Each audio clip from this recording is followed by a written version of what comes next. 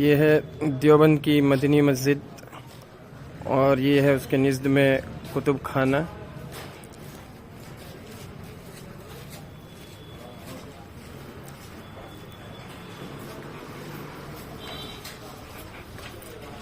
آئیے ہم ملتے ہیں.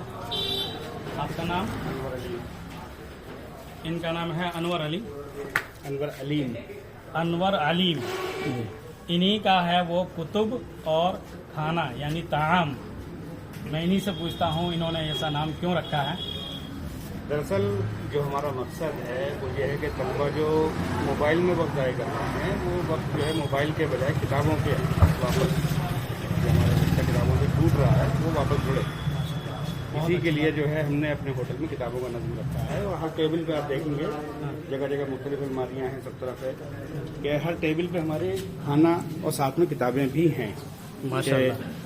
طلبہ جو ہیں وہ دوبارہ سے کتابوں سے جڑیں اور اسی لیے ہمارا یہ نام جو ہے کتب اور کھانا ملا کے کتب خانہ ہوا ہے. جی. اور بہت سارے لوگوں کو اس میں غلط فہمی ہو رہی ہے. وہ یہ سمجھ رہے ہیں کہ شاید ہم سے مغالطہ ہوا یا غلطی ہوئی ہے کہ کتب خانے کی جگہ کتب خانہ لکھوا گئے ہیں. تو وہ نہیں ہے, یہ اصلا نام ہی کتب خانہ ہے. ہماری ٹائم لائن ہے اس میں پڑھتے پڑھتے کھائیے.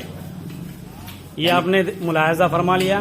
یہ وہ ایسی جگہ ہے دنیا کی جہاں کھانے کے ساتھ کتابوں کا نظم ہے.